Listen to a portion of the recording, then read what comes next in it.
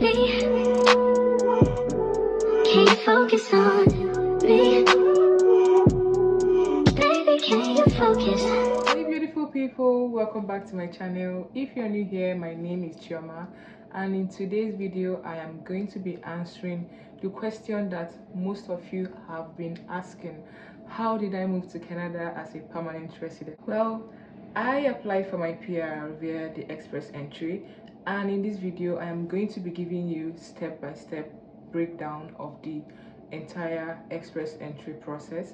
I have also gone ahead to include the prices, the current prices right now, so that if you want to start your process like right now, which I advise because policies are changing, exchange rates are changing, so the best time to have started was yesterday, but the next best time is today. So that's why in this video I am including the current prices as at right now, so that you can start working on your process. Grab your notepad, get some zobo or some coffee, and sit back and enjoy this video because it's going to be detailed and valuable. Quick disclaimer guys, I am not an immigration expert, I am not an immigration officer.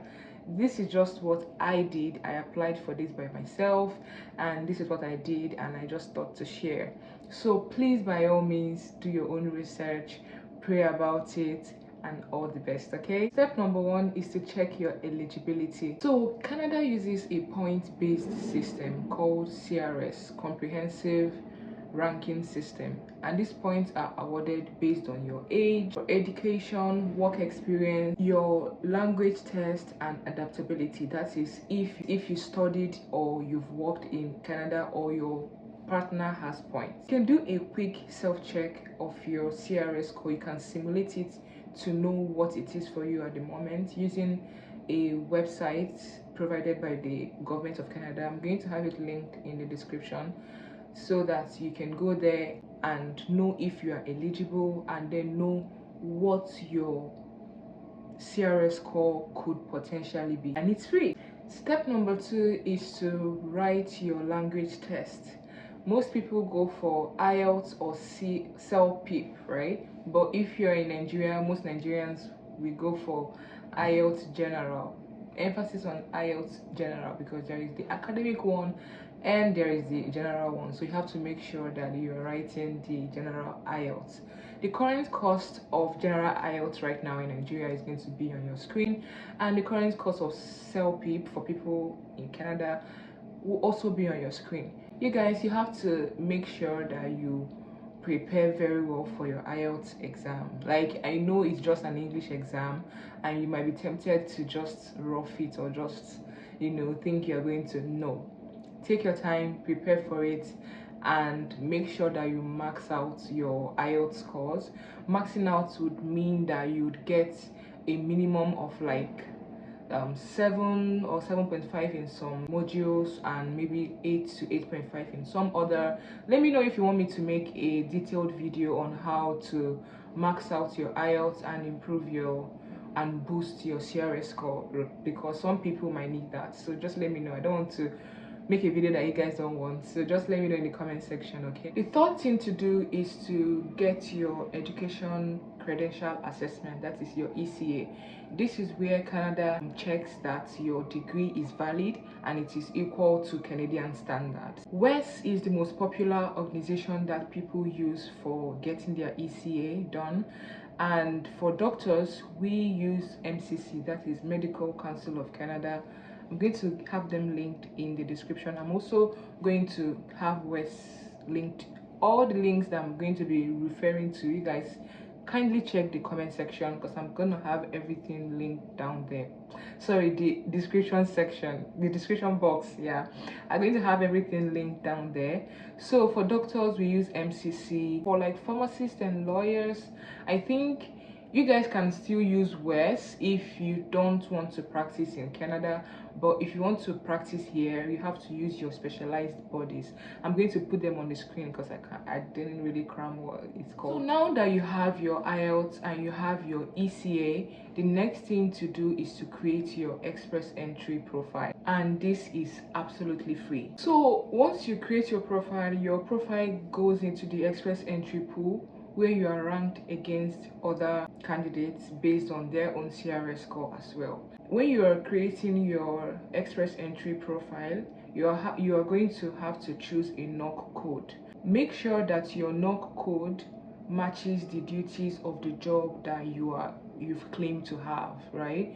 And if you've done multiple jobs in the past, I'm going to advise that you select the job that is most relevant to Canada at the moment. I know that right now they're looking for like teachers, they're looking for healthcare people. So if you've worked in these industries and you've done multiple other jobs, I'm going to advise that you just do your research and get those industries that they are kind of they are in demand, and then use that knock code to create your own express entry profile. So the way to know which of the jobs that are in demand right now in Canada is to look at the previous express entry draws that they've been doing since the year began. Look at them and see which of the ones they've been calling back to back and which ones they've not invited all year. Look at them very well and make that decision. Okay, so once your profile is created, you're going to get your CRS score at the end of the profile creation process, and then voila, you are in the pool. So step number 5, the waiting game begins. This is when you start to wait and hope and pray that you get invited, or that the next draw in your category is going to be below your CRS. So once there is a draw and your CRS meets the cutoff, you're going to be automatically be invited to apply for PR. So what you're going to get is called an ITA, invitation to apply. When I was applying, the draw at that time, the cutoff was 445, and as God may have it, it's like my CRS was higher than 445, so I got invited. Step number 6 is to submit your application. So when you get an invitation to apply, you are given 60 days to gather all the documents supporting your claim. So if you say you're married, if you say you're a doctor, you get your ECA as a proof. If you say you're married, your marriage certificate. If you say, oh, this is how much I got on my IELTS, you would have to prove that.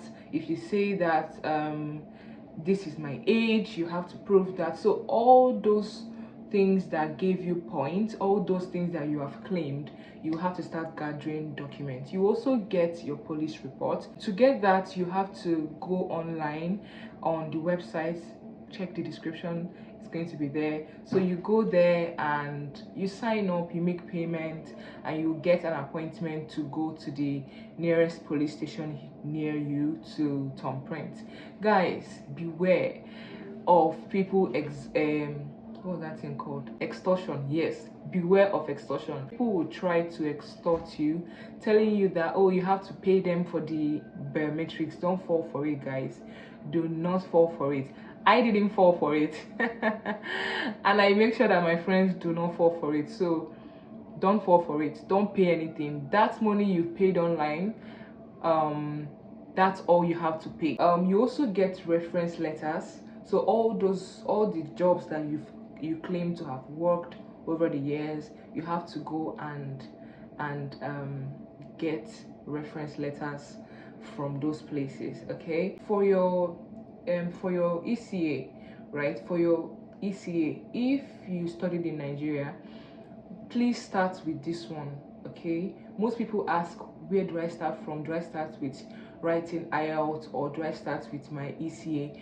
Personally, I did the two of them at the same time, but for people that studied in Nigeria, I would advise that you start with your ECA, because I have heard that most Nigerian universities take forever to reply, to send transcript to either WES or to MCC or whatever body you are using. So I've even heard stories of people having to travel back to the states where they studied to beg and even bribe their way into getting their officials to send the transcript. But for people that studied outside of Nigeria, this is mostly not the case, because they tend to cooperate better I mean, the schools tend to cooperate better. So that's just something I want you to have in mind, just so that it doesn't delay your process. The documents to submit actually differs from person to person. Like I said, if you're married, then you have to add your marriage certificate, maybe your change of name, court affidavit, I don't know. But for me, I didn't have any of that, so I just like submitted the documents that they required. So the thing is that you will see a list of documents in your profile that you need to get. So don't worry about asking what do I need to get. They would give you a list, okay? And you need to get police reports for every country that you have lived in the past 10 years for more than 6 years. So for me, I lived in Belarus for 7 years, so I had to get a Belarusian police report from them. And so I submitted 2 police reports. So like I said, everybody's case is different, so what you submit might not be exactly what I'm going to submit. There might be additional certificates for you, there might be additional documents for you to submit, and I might have less, and you know, that's how it goes. So for me, I submitted 2 police reports, I submitted 4 work references, I submitted proof of fund, of course, we're getting there, and then what else? Police reports, work references, birth certificate. So after you've gathered all these documents, it's now time to submit your application. And by submitting, you'd have to pay. That's what submission means. You make payments to finally put in your application. Also, if you lived abroad, right, also make sure to prioritize getting your police reports. That one, they will even add it in your ITA letter, that please start, you know, going for your foreign police reports, because they tend to take lots of time. But thankfully in my case, mine did not take lots of time at all. But just have that in mind. Some people, you know, it takes them months to get their foreign police reports. Just start working on that as soon as possible. The fees that you have to pay for the application, you have to pay the main application fee.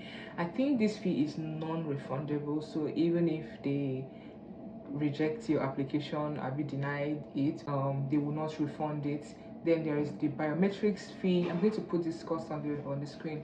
Then there is the biometrics fee, and then there is the right of permanent residence fee. This one is refundable, so if they deny your application, this is the only fee that they are going to refund. Guys, let's talk about proof of funds. So this surprises everyone. Proof of fund is not money you are paying to the Canadian government. No, it is just money that they want to make sure that you have, to, you know, show them that you can actually take care of yourself when you land in Canada.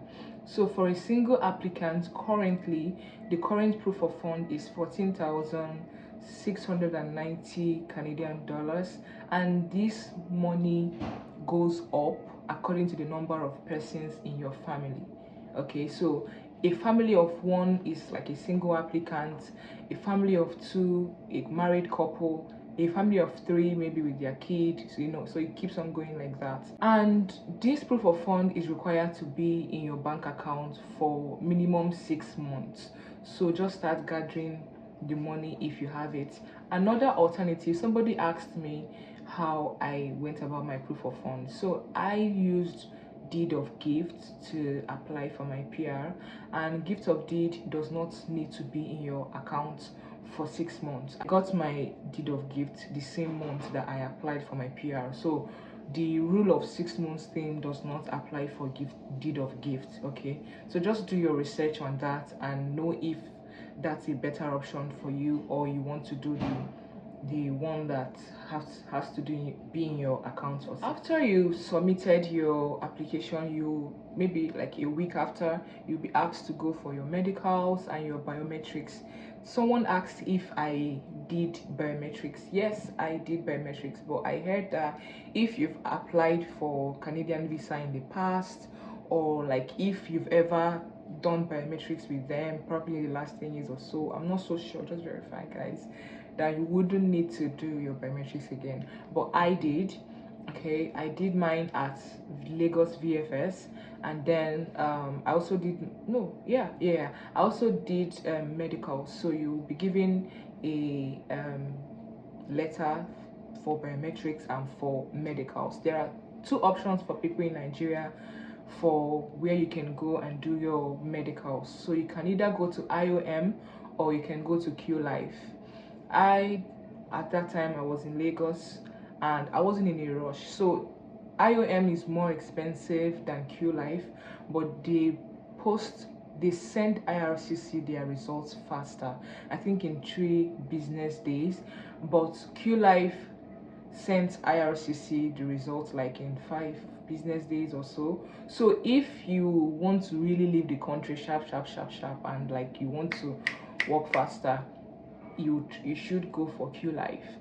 Sorry, you should go for IOM. But I was not in a rush at all, even though my timeline ended up being the shortest I have ever seen. But I was not in a rush, so I went for Q Life, which was way cheaper. I know that there is Q Life in Lagos. I don't know if there is any in Abuja or any other parts of Nigeria. People kind of tend to travel and come to Lagos. I remember a friend of mine came from Delta to Lagos at that point in time to do his own. I know that there is an IOM in Abuja and there is also one in Lagos. So yeah, like I said, you would be asked to pay for your medicals, but you will no longer pay for your biometrics, because like I mentioned earlier, biometrics fee is included in the application fee, so it's $85. So you don't have to pay it again, so you just have to go to the VFS office and get your biometrics done. Doesn't even take time. So then comes the almighty wait, the time where you have to start fasting, you have to start praying, you have to start exercising all the faith and the patience that you have learned all throughout your life, honestly, because this is the time that your application is now processing. They are going through your documents, they are reviewing and doing all of that. If they need additional documents from you, they are going to reach out to you and request for it. If there is anything, this is the point where they are going through and crossing the T's and dotting the I's and all of that. And this process can take somewhere from 6 months to a year, so it can be a long wait for some people, very, very long wait. So once you are approved, you are going to get a PPR request. That is what people refer to as the ego. Like, if you're on the group chats, which I'm going to talk about very soon, about the importance of group chats in this journey. If this is not, let me not digress, right? But when you get your PPR, that's passport request letter, then that is when you've been approved. At this point, you can start booking your flights. But when you get your PPR letter, what you're going to do is you're going to provide all the documents, because you have to read through and then provide the documents that they are asking for your passport. Which, let me say guys, if your passport is expiring maybe in the next 6 months or in the next 1 year, you see that time that you are still gathering documents, that's when you have to go and start applying for a new passport, or even before you start the journey. You don't want that time that they've said, okay, send your passport, you will now go and start, you will now realize that your passport has expired, or that it's expiring in 1 month, or that, no, you don't want that. So make sure your passport is current, it is not expiring anytime soon. Okay, and then gather the documents and take it to VFS office. That was how I did my own. I took my own to Lagos VFS, where I handed it over to them. I didn't pay any additional fee. From that Lagos VFS, I was getting notification as it went from Lagos to Accra VFS, and then where they now took it to the visa office. My visa was stamped and they brought it back to me. Then I had to go back to the VFS office in Lagos and I picked it up. So this duration can take from 1 month, just a couple of weeks, like 1 month or like maybe 6 weeks. I don't know. I don't think it has ever gotten to 6 weeks. But yeah, after that, when it comes back, you would pick it up, okay, and then it comes back with your COPR, that is the confirmation of permanent residence.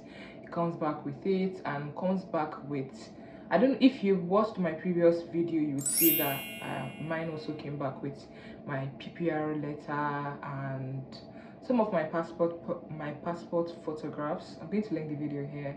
Make sure you watched it before watching this one. You have to keep your COPR very well. It comes with 2 COPRs. One is the one you're going to give them at the airport when you arrive here.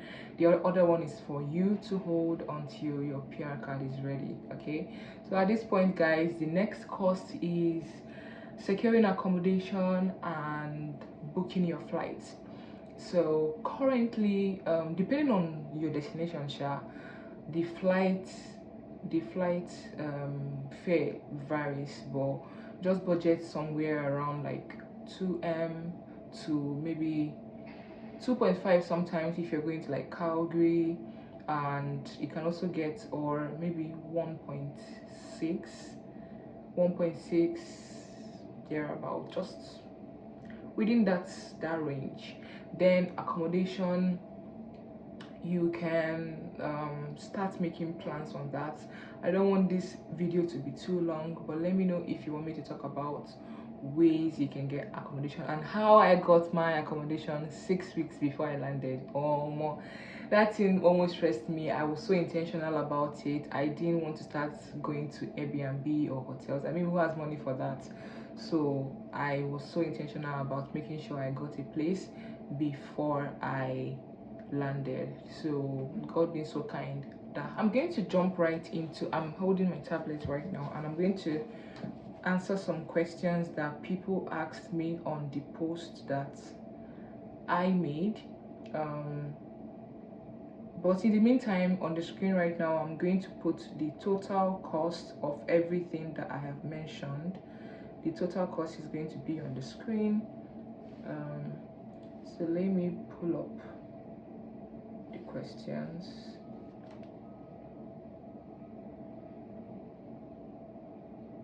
I know I've answered some of them because someone asked, how did you do your proof of fund? I've answered that. Someone said, how much did it cost in total? Please include all details.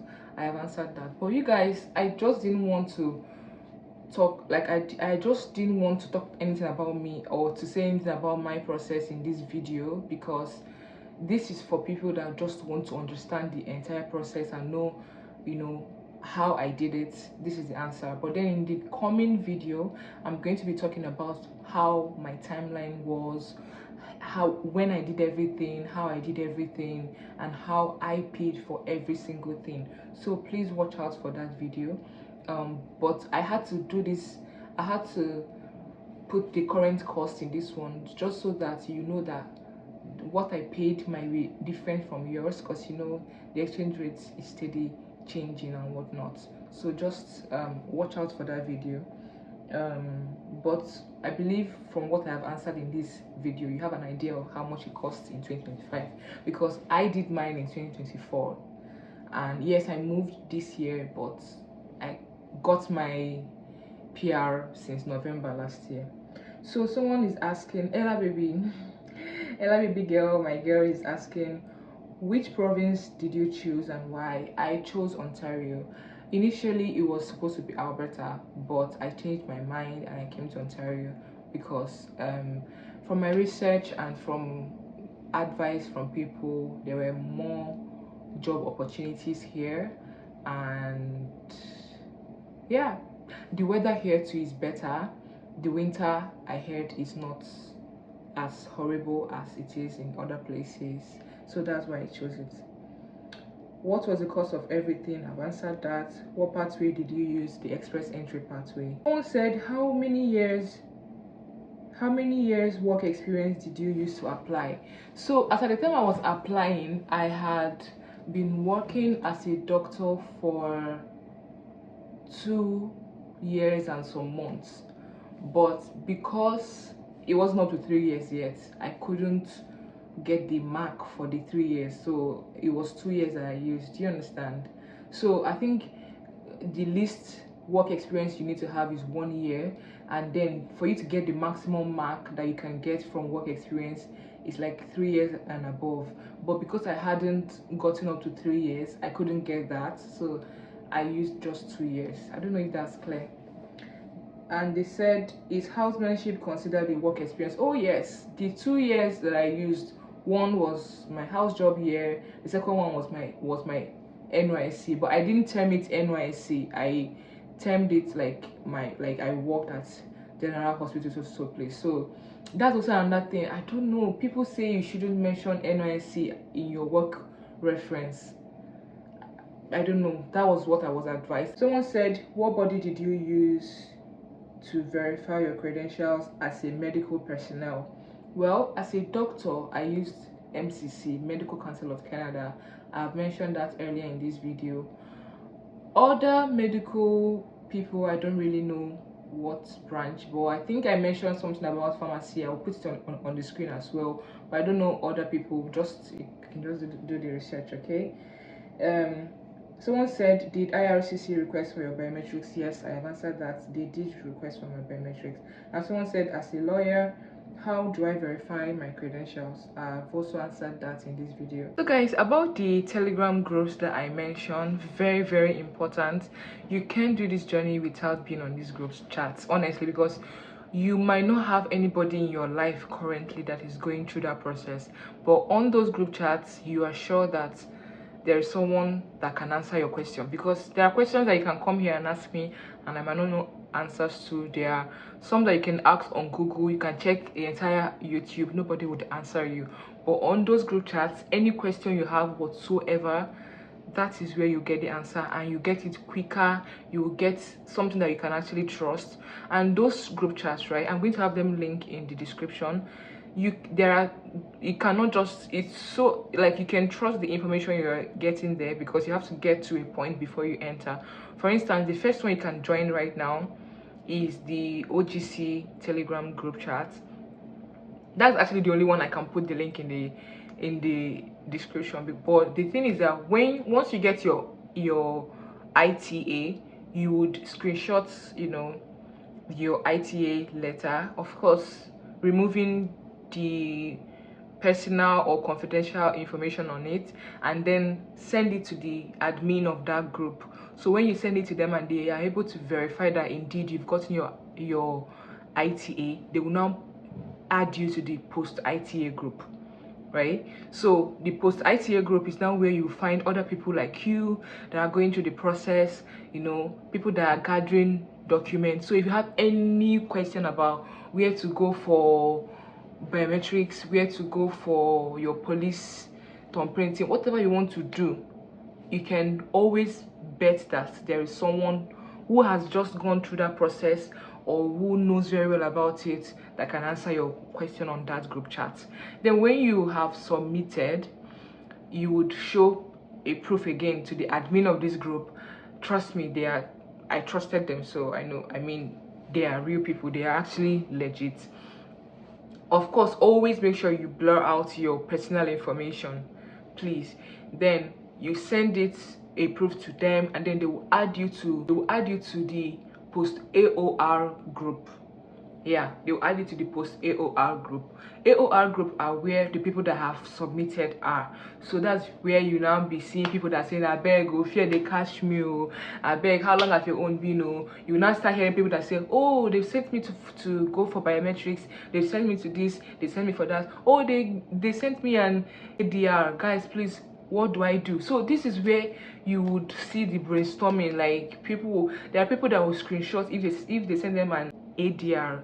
ADR is additional document. Maybe they need you to explain more, maybe about your kid or your marriage, or one document. If they need another, like, more information from you, they will send you that. So you can even screenshot that, go to the group and be like, guys, I don't understand this. There are people knowledgeable there, experienced, that can tell you how to go about answering it.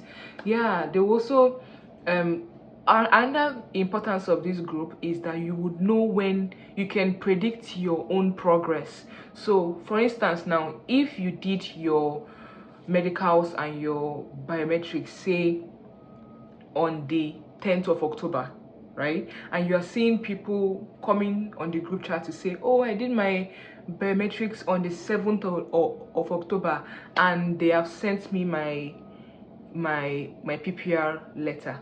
So now you can say that, oh, if they are beginning to send people that did their own on the 7th, pretty soon, you know, they will send people that did their own on the 10th.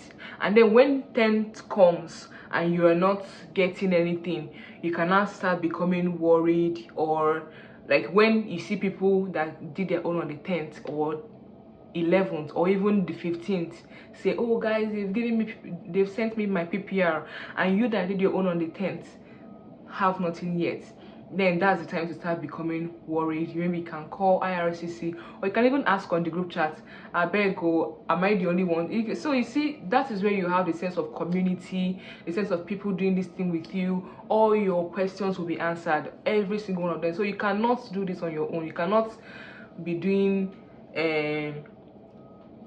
doing mysterious babe or be doing private. No, you have to be on that group chat. Then after the AOR, once your application is approved, you would also send them a proof, and then they will put you in the post PPR, the PPR group. This is now where people are now talking about booking flights, what city to move in, accommodation. There's also another group too called accommodation group. You can also request for somebody to add you there. Guys, please let me know if you have any question in the comment section. What is clear, what is not clear? Do you appreciate the video? Was it valuable enough for you? Let me know, guys. Let me know. This one is frying me, but anything for my people. Guys, please like this video, subscribe. That's the least you can do right now. Like, subscribe, share. Let me know your thoughts in the comment section. Even if you don't have anything to say, drop me a heart, a photo. Drop me a heart in the comment section. Thank you guys for watching to the end. I hope you gained a thing or two, and I'll see you in the next one. Bye.